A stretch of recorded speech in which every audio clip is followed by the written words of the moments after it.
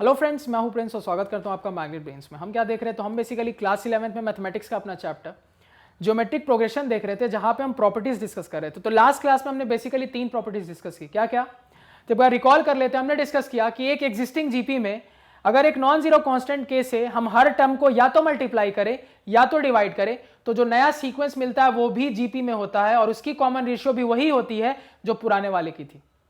उसके बाद हमने क्या डिस्कस किया, तो अगर हम जीपी के हर एक टर्म को, मतलब एक एग्जिस्टिंग जीपी के हर एक टर्म को पावर के से बढ़ा देते हैं, तो जो नया सीक्वेंस मिलता है वो भी क्या होता है, जीपी में ही होता है। और नए सीक्वेंस का जो कॉमन रेशियो होता है वो क्या मिलता है, तो पुराने सीक्वेंस का कॉमन रेशियो को आप क्या करो, पावर के से बढ़ा दो, वही क्या होता है, नए सीक्वेंस का आपका कॉमन रेशियो निकल के आता है। और थर्ड और फाइनल प्रॉपर्टी क्या डिस्कस की थी, एक एग्जिस्टिंग जीपी में से अगर मैं इक्वल इंटरवल से क्या करूं, टर्म सेलेक्ट करूं, तो जो नई सीक्वेंस मिलेगी वो भी क्या होगी, जीपी में ही होगी। इतने हमने देखा था। अब देखो बाकी प्रॉपर्टीज क्या क्या है। अब एक बहुत ही बढ़िया प्रॉपर्टी ये कहती है कि आपके पास अगर एक जीपी है, उस जीपी के हर एक टर्म का अगर आप रेसिप्रोकल ले लोगे, क्या ले लोगे, रेसिप्रोकल, तो आपका जो नया सीक्वेंस बनेगा वो भी जीपी होगा रेसिप्रोकल लेने के बाद। जहां पे नए सीक्वेंस का जो कॉमन रेशियो होगा वो क्या होगा, पुराने सीक्वेंस के कॉमन रेशियो का रेसिप्रोकल होगा। क्या है इसका मतलब, इसका मतलब ये है कि मान लो आपके सामने एक जीपी लिखते हैं। क्या जीपी है, मान लो जीपी लिख रहे हैं ए r square, a r square, a r cube and so on. अब मैं क्या कह रहा हूं, आप इस एग्जिस्टिंग जीपी के हर एक टर्म का रेसिप्रोकल ले लो। पहले रेसिप्रोकल लेने का मतलब समझो। रेसिप्रोकल का अगर किसी को मतलब नहीं पता है तो इसका मतलब होता है कि उसको 1 से डिवाइड कर देना। मतलब कि मान लो आपके पास ए है, मैं पूछ रहा हूं ए का रेसिप्रोकल बताओ, तो आप क्या बताओगे, 1/a। सर मैं आपसे कह रहा हूं 1/c का रेसिप्रोकल बताओ, तो आप क्या बता दोगे, 1 डिवाइडेड बाई 1/c, यानी कि c। तो रेसिप्रोकल का क्या मतलब होता है, 1 से उस नंबर को डिवाइड कर देना। तो यहां पे आपको क्या पता लग रहा है, आपको क्या करना है, हर एक टर्म का रेसिप्रोकल लेना है। तो मान लो इस पहले से जीपी में हर एक टर्म का रेसिप्रोकल लेते हैं, तो देखो क्या आ रहा है, 1/a, 1/ar, 1/ar square, 1/ar cube and so on. अब इस थोड़े नए सीक्वेंस को चेक करते हैं कि क्या ये जीपी है या नहीं है। तो चेक करने के लिए किसी भी दो टर्म का रेशियो लो। मान लो इनका लेता हूं, तो 1/ar डिवाइडेड बाई 1/a करेंगे, तो मेरे पास क्या रिजल्ट निकल के आ रहा है, 1/r निकल के आ रहा है। अगेन मान लो इन दोनों का लेते हैं, तो क्या आ जाएगा, 1/ar square divided by 1/ar करेंगे, तो फिर से मेरे पास 1/r निकल के आ रहा है। हम अगर 1/ar क्यूब को डिवाइड कर रहे हैं इसके प्रीसीडिंग टर्म 1/ar स्क्वायर से, 1/ar स्क्वायर से, तो ये भी 1/r ही निकल के आ रहा है। तो क्या पता लग रहा है आपको, तो यहां से आपको यह पता लग रहा है कि किसी भी टर्म को मैं उठा रहा हूं रेसिप्रोकल लेने के बाद और उसके प्रीसीडिंग टर्म से रेशियो ले रहा हूं, तो वो रेशियो हर बार सेम आ रहा है। तो अगर रेशियो सेम होगा तो हम जानते हैं वो सीक्वेंस जीपी कहला जाएगी। यानी कि जीपी के हर टर्म का रेसिप्रोकल लेने के बाद जो सीक्वेंस मिलता है वो सीक्वेंस भी जीपी में होता है। ये प्रूव हो गया। अब सवाल ये उठता है, जो नया सीक्वेंस मिल रहा है उसका कॉमन रेशियो क्या होगा। तो अगर मेरे पुराने सीक्वेंस का कॉमन रेशियो आर है, तो नए सीक्वेंस का कॉमन रेशियो क्या दिख रहा है आपका, पुराने सीक्वेंस के कॉमन रेशियो का रेसिप्रोकल। यानी कि रेसिप्रोकल लेने के बाद नया जीपी बना था, तो कॉमन रेशियो का भी रेसिप्रोकल कर दोगे तो नए जीपी का कॉमन रेशियो निकल के आ जाएगा। यानी इसका अगर आर है तो इसका कॉमन रेशियो रेसिप्रोकल 1/r हो गया। क्लियर है, समझ में आया। नेक्स्ट पॉइंट देखते हैं, नेक्स्ट प्रॉपर्टी देखते हैं। अब नेक्स्ट प्रॉपर्टी काफी इंटरेस्टिंग प्रॉपर्टी है, इसको देखो। यह प्रॉपर्टी कहता है कि अगर आपके सामने एक सीक्वेंस जीपी में दिया हुआ है, मतलब आपको पहले से बता दिया गया है कि a1, a2, a3 ऐसे करते करते एक सीक्वेंस है जो कि क्या है आपका जीपी में है। तो अगर मैं क्या करूं, इस ऑलरेडी एग्जिस्टिंग जीपी वाले सीक्वेंस के हर एक टर्म का लॉग निकाल लूं। क्या करूं, हर एक टर्म का लॉग निकाल लो, किसी भी बेस पे, बेस से मतलब नहीं है, किसी भी बेस पे आप क्या करोगे, हर एक टर्म का लॉग निकाल लो। तो जैसे मान लो मैं बेस ई पे निकाल रहा हूं, फिलहाल क्या कर रहा हूं, बेस ई पे। तो अगर मैं हर एक टर्म का लॉग निकालूंगा तो मेरे पास क्या सीक्वेंस बनेगी, ध्यान देना, मेरे पास सीक्वेंस बनेगा log of a1 base e, log of a2 base e, log of a3 base e, log of a4 base e। इस तरीके से मेरा सीक्वेंस बनेगा। तो ये प्रॉपर्टी कहती है कि लॉग लेने के बाद जो आपको सीक्वेंस मिलेगा ना, वो सीक्वेंस एपी में होगा, जीपी में नहीं। क्या होगा, एपी में होगा। यानी अगर हर एक टर्म का लॉग ले लोगे बेस कुछ भी रखो, आपकी मर्जी है, बेस ई रख सकते हो, 10 रख सकते हो, कुछ भी बेस रखो, बस डिफाइंड होना चाहिए। तो आपका जो नया सीक्वेंस मिलने लगता है ना लॉग लेने के बाद, वो क्या होता है, एपी में होता है। वेरीफाई करते हैं। अब देखो यहां पे वेरीफाई कैसे करेंगे। मान लो आपके सामने में जो जीपी वाली सीक्वेंस आ रही थी उसको लिख देता हूं। तो मान लो मैंने अपनी जो जीपी की सीक्वेंस ली वो यही ली, a r square, a r cube and so on, इस तरीके से ली। और आगे तक लिख लेते हैं, ए आर पावर 4, ए आर पावर 5। अब मैं क्या कर रहा हूं, एक नई सीक्वेंस लिख रहा हूं जहां पे इन सबका लॉग ले रहा हूं। मान लो बेस ई पे ले रहा हूं, तो log a to the base e, अगला टर्म हो जाएगा log a r to the base e, अगला टर्म हो जाएगा log a r square to the base e, अगला टर्म हो जाएगा आपका log a r cube to the base e, अगला टर्म क्या हो जाएगा आपका log base e a r power 4 and so on. अब देखो ये जो नई सीक्वेंस मिल रही है ना, इस नई सीक्वेंस को थोड़ा देखो। मैंने क्या कहा कि ये सीक्वेंस एपी में होगा। एपी कैसे चेक करते हैं, किसी भी टर्म को उठाओ, उसके प्रीसीडिंग टर्म से डिफरेंस देखो, अगर डिफरेंस सेम आ रहा है तो सीक्वेंस हम कह देते हैं एपी में है। चेक करते हैं, चलो यहां पे चेक करते हैं। अब देखो यहां पे मान लो इन दोनों को उठाते हैं, तो log of a r to the base e, इसमें क्या कर रहे हैं, ये प्रीसीडिंग टर्म से इसको घटा के देखते हैं कितना आता है, तो log of a to the base e. अब आप एक प्रॉपर्टी जानते हो क्या, कि log a minus log b का क्या फॉर्मूला होता है, log a बाई बी। तो उसको अप्लाई करो, तो इसको log a बाई बी करेंगे तो आपके पास आने लगेगा log a r divided by log a to the base e। तो यहां से क्या दिख रहा है, a और a कट गया, तो आपके पास रिजल्ट आ गया log of r to the base e। किसी और दो टर्म को देखते हैं, मान लो इन दोनों को देखते हैं। तो मान लो ये जो टर्म है हमारा log of a r square to the base e, इसमें मैं क्या कर देता हूं, इसके प्रीसीडिंग टर्म को घटा देता हूं, यानी log AR को घटा देता हूं। तो इसमें अगर मैं log AR बेस ई को घटाऊंगा तो मेरे पास देखो अगेन क्या मिल रहा है, log A minus log B, log A by B. तो log of base e AR square divided by AR, तो यहां से A से A गया, R से एक R गया, अगेन आपके पास आने लगा log R to the base e. तो ये चीज आपको कहीं पे भी जाओ ऑब्जर्व होगी। तो क्या ऑब्जर्व हो रहा है कि किसी भी टर्म और उसके प्रीसीडिंग टर्म का जो मेरा डिफरेंस आ रहा है वो हमेशा क्या है, देखो ये जो डिफरेंस आ रहा है वो हमेशा क्या है, सेम है, कॉमन है। तो क्या पता लग रहा है कि सबका डिफरेंस सेम है, मतलब जो रिजल्टेंट सीक्वेंस होगा वो क्या होगा, एपी में होगा। क्या होगा, एपी में होगा। तो एक बहुत ही इंपॉर्टेंट प्रॉपर्टी पता लगी, और वो प्रॉपर्टी ये है कि अगर किसी भी सीक्वेंस जो कि जीपी में हो, उसके हर एक टर्म का अगर मैं लॉग ले लेता हूं किसी भी बेस पे, तो जो रिजल्टेंट सीक्वेंस मेरा मिलेगा वो सीक्वेंस हमेशा एपी में होगा, जीपी में नहीं, एपी में होगा।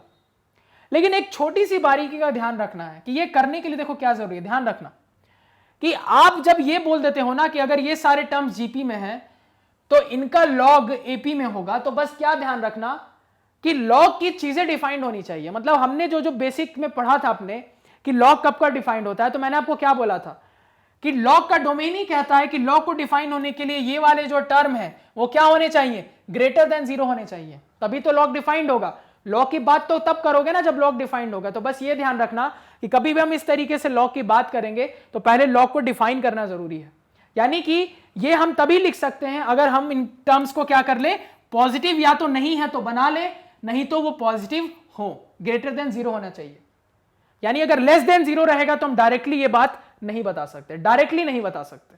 ये क्लियर है सभी को, ये समझ में आ रहा है। अब यहां पे एक देखो छोटी सी आपको एग्जांपल लेके कुछ दिखाता हूं कि मैंने आपको यहां पे एक स्टेटमेंट कहा कि अगर मान लो ये नंबर्स नेगेटिव है तो डायरेक्टली नहीं बोल सकते, इनडायरेक्टली देखो कैसे बोलेंगे। अब सोचने का तरीका होता है, मान लो आपको एग्जाम ने दे दिया कि आपके पास एक सीक्वेंस है, सीक्वेंस क्या है, -a -b -c, ये आपके पास क्या है, सीक्वेंस है, और आपको बोला जा रहा है ये सीक्वेंस जीपी में है। अब आपको कह रहा है प्रूव करो कि log a log b और log c क्या होगा, आपका एपी में होगा, ये आप प्रूफ करके दिखाओ। क्लियर है। अब जैसे ही स्टूडेंट सवाल देखेगा वो क्या कहेगा, अच्छा ठीक है सर ने पढ़ाया था कि अगर मेरे टर्म्स जीपी में हो और उन टर्म्स का मैं लॉग ले लूं तो वो जो रिजल्टेंट सीक्वेंस मिलेगा वो एपी में होगा। लेकिन मैं डायरेक्टली ये चीज यहां नहीं लगा सकता। क्यों प्रॉब्लम क्रिएट हो रही है, प्रॉब्लम इसलिए क्रिएट हो रही है क्योंकि यहां पे क्या है, सारे के साथ नेगेटिव साइन है। ठीक है, मान लो यहां पे आपको एक और चीज ब्रैकेट में बोल दी गई, a greater than 0, b greater than 0 and c भी ग्रेटर देन 0, मान लो ये भी बोल दिया गया। अब जैसे उसने ये बोल दिया यानी a ग्रेटर देन 0 है, तो कोई पॉजिटिव नंबर के साथ नेगेटिव साइन लग जाएगा तो नेगेटिव नंबर बन जाएगा, किसी पॉजिटिव नंबर के साथ नेगेटिव साइन लग जाएगा नेगेटिव नंबर बन जाएगा, किसी पॉजिटिव नंबर के साथ नेगेटिव साइन बन जाएगा तो नेगेटिव नंबर बन जाएगा। तो सारे नेगेटिव नंबर है, तो डायरेक्टली मैं लॉग लगा के तो एपी बोल नहीं सकता, तो क्या करूंगा, अब देखो यहां क्या दिमाग लगाऊंगा। अब यहां पे मतलब कि अगर ये पॉजिटिव नंबर होते तो मैं ये बोल सकता था, तो इसको पॉजिटिव बना दो। कैसे बनाएंगे, अभी जस्ट आपने प्रॉपर्टी पढ़ी, क्या प्रॉपर्टी पढ़ी थी, तो आपने एक प्रॉपर्टी पढ़ी है सर कि अगर मेरे सारे नंबर जीपी में है, अगर इन सारे नंबर्स को मैं क्या करूं, एक कांस्टेंट के से मल्टीप्लाई कर दूं सारे टर्म्स को, तो रिजल्टेंट सीक्वेंस भी जीपी में होता है। तो मेरा टारगेट क्या था, लॉग में यूज करना, उसको लॉग के लिए इन सबको पॉजिटिव बनाना पड़ेगा। तो मैं क्या करूं, पॉजिटिव बनाने के लिए सबको -1 से मल्टीप्लाई कर देता हूं। तो मैं क्या करता हूं, हर एक टर्म को -1 से मल्टीप्लाई कर देता हूं। अब जैसे ही मैं हर एक टर्म को -1 से मल्टीप्लाई करूंगा तो मेरी जो नई सीक्वेंस मिलने लगेगी -1 into -a, -1 into -b, -1 into -c। यानी कि अगर -a -b -c जीपी में है तो a b c भी क्या होगा, आपका जीपी में होगा। एक प्रॉपर्टी लगा के ये प्रूफ किया। अब जैसे ही ये प्रूफ किया तो अब आसानी से मैं बोल सकता हूं, यहां से क्या बोल सकता हूं कि मेरा जो log a है, log b है, log और c है, कोई भी बेस रहे फर्क नहीं पड़ता, ये एपी में होगा, क्योंकि अब मैंने इसको पॉजिटिव बना दिया है, कहानी हुई खत्म। तो ऐसे आपको थोड़ा सोचना आना पड़ेगा कि अगर नेगेटिव है तो क्या पॉजिटिव बनाया जा सकता है, तो पॉजिटिव बना के लॉग की बात कर देंगे। ये क्लियर हुआ सभी को, समझ में आ रहा है, क्लैरिटी है जो बातें कहीं। अब देखो नेक्स्ट और फाइनल प्रॉपर्टी देखो क्या है इसकी। तो जो फाइनल प्रॉपर्टी है मेरी यहां पे वो कुछ यूं है। अब देखो ये प्रॉपर्टी क्या कह रहा है, in a finite GP the product of terms equidistant from beginning and ending are constant and constant value is the product of first and last term. तो इस टाइप की प्रॉपर्टी हमने एपी में भी देखी थी। तो प्रॉपर्टी समझने के लिए पहले क्या करते हैं, एक जीपी लिख लेते हैं, एक फाइनाइट लेंथ की जीपी, यानी एक ऐसी जीपी लिखते हैं जो खत्म हो रही है।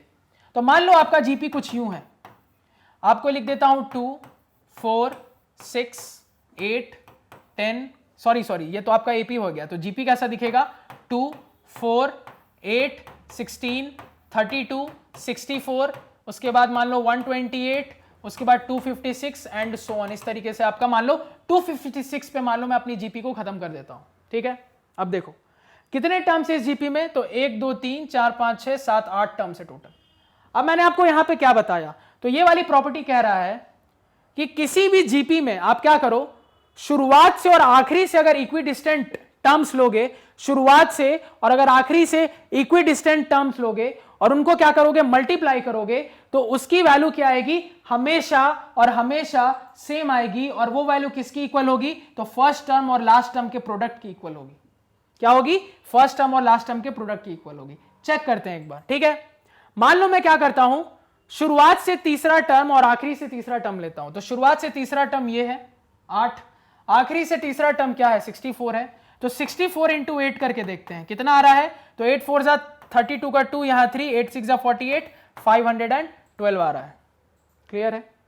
मान लो मैं शुरुआत से चौथा टर्म लेता हूं और आखिरी से भी चौथा टर्म लेता हूं, तो देखो क्या है, 32 इंटू 16 है। अब देखो 32 इंटू 16 क्या हो जाएगा, 32 बना है 16 से ही, 16 इंटू 2, 16 का मतलब ये क्या हो गया, 16 इंटू 2 इंटू 16, 16 का स्क्वायर 256, 256 इंटू 2 512, फिर से सेम आ गया।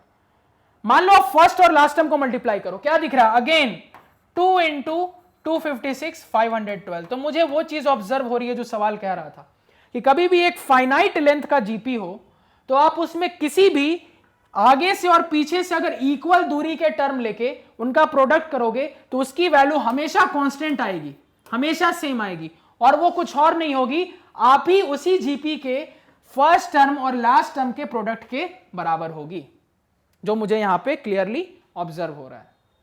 समझ में आ रहा है, क्लियर है, किसी को इसमें कोई दिक्कत, कोई समस्या, कोई परेशानी नहीं होनी चाहिए।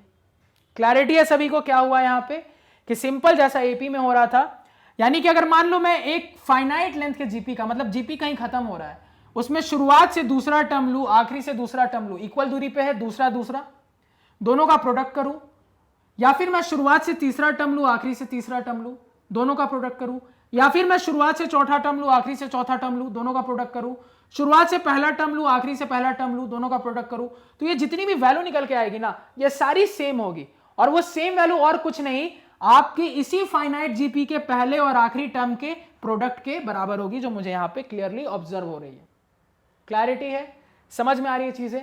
तो बस यहां पे ध्यान क्या रखना है, जैसे कि मैंने आपको वहां बताया था कि अगर मान लो मैं इस चीज को ऐसे जनरलाइज करके कहूं, इसी चीज को अगर मैं क्या करूं, ऐसे एग्जांपल ना देके जनरलाइज करके एग्जांपल दूं, तो भी मैं प्रूव कर सकता हूं। जैसे मान लो मैं अपनी जीपी इस तरीके से लिखता हूं, ए r square, a r cube and so on करते करते मान लो इसको ए आर पावर एन तक लिखता हूं मैं, ठीक है?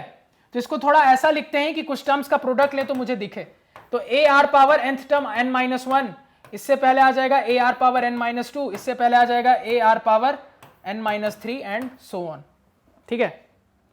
अब देखो यहां पे पहले और आखिरी टर्म का प्रोडक्ट क्या है, पहले देख लो। ये एक फाइनाइट जीपी आपके सामने लिख दिया मैं।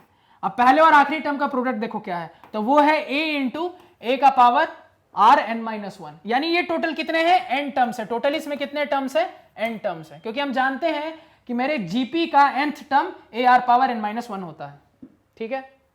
यानी ये आपका पहला T1, ये दूसरा, ये तीसरा, ये चौथा, ऐसे करते करते ये आपका Tnth term, Tn minus one term, Tn minus two term. अब पहले और आखिरी टर्म का प्रोडक्ट देखो कितना आ रहा है। तो मेरा जो प्रोडक्ट आ रहा है वो निकल के आ रहा है a into a r power n minus one. तो a इंटू आर पावर आपका n माइनस वन, यानी कि a square r power n minus one आ रहा है, ये प्रोडक्ट मेरा निकल के।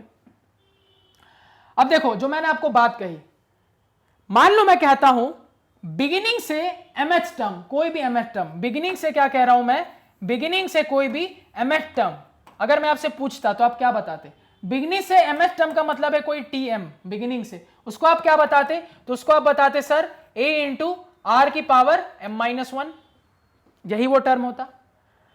तो ये रूल ये कहता है कि अगर आप बिगिनिंग से mth टर्म लो और अगर आखिरी से mth टर्म लो, दोनों का अगर आप प्रोडक्ट करते तो उसकी वैल्यू यही निकल के आनी चाहिए थी, पहले और आखिरी टर्म के प्रोडक्ट के बराबर। चेक कर लेते हैं।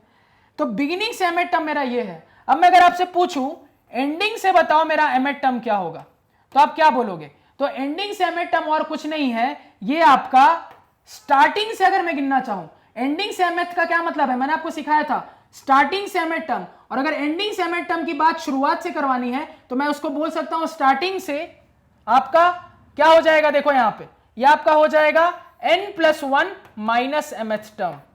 तो बिगिनिंग से ये क्या बन गया आपका, अगर इसी एंडिंग से mth टर्म को बोलूं मैं, तो स्टार्टिंग से अगर इसको बोलना चाहूंगा तो मैं ऐसे बोलूंगा n plus one minus mth term, जहां पे n क्या है, तो n टर्म्स तक मेरा जीपी है, यही n है, यानी ये n टर्म्स तक गया है टोटल, यानी कि ये और इसका प्रोडक्ट। तो ये टर्म क्या हो जाएगा पहले देख लो, तो ये टर्म हो जाएगा a इंटू आर की पावर दिस माइनस वन। तो माइनस वन करूंगा तो वन से वन कैंसिल हो जाएगा, आपके पास आ जाएगा आर की पावर n माइनस m। अब इन दोनों का प्रोडक्ट करके देखो, यही तो है बिगिनिंग से mth टर्म और एंडिंग से mth टर्म, दोनों का प्रोडक्ट करके देखो। दोनों का जैसे ही हम प्रोडक्ट करेंगे तो मुझे मिलेगा a into a square into r की पावर यहां से m माइनस वन और यहां से plus n minus m, plus n minus m। क्या दिख रहा है, m और m कट गया आपके पास और आपके पास आ गया a स्क्वायर इंटू आर की पावर n माइनस वन। कितना आ गया, r की पावर n माइनस वन। और ये क्या है चेक करो तो थोड़ा, यही तो मेरे पहले और आखिरी टर्म का प्रोडक्ट है, देखो प्रूव हो गया। और इस चीज को मैंने आपको एपी में भी बताया था कि स्टार्टिंग से कोई mth टर्म की बात करे तो एंडिंग से mth टर्म इक्विडिस्टेंट होगा। तो स्टार्टिंग का mth टर्म, एंडिंग से mth टर्म, और इसको स्टार्टिंग से ही मुझे बोलना हो तो स्टार्टिंग से mth टर्म और स्टार्टिंग से ही क्या हो जाएगा वो, तो वो हो जाएगा n plus one minus mth term, जहां पे n क्या है, तो आपके सीक्वेंस में जितने टर्म्स है वही n है। जैसे इस सीक्वेंस में टोटल कितने n टर्म्स है, कितने टर्म्स है, n टर्म्स है, क्योंकि आखिरी टर्म आपका nth टर्म है, तो टोटल टर्म्स कितने हैं आपके, n टर्म्स। बस वही वाली चीज जो आपको एपी में बताई थी वही वाली कहानी जीपी में भी होती है।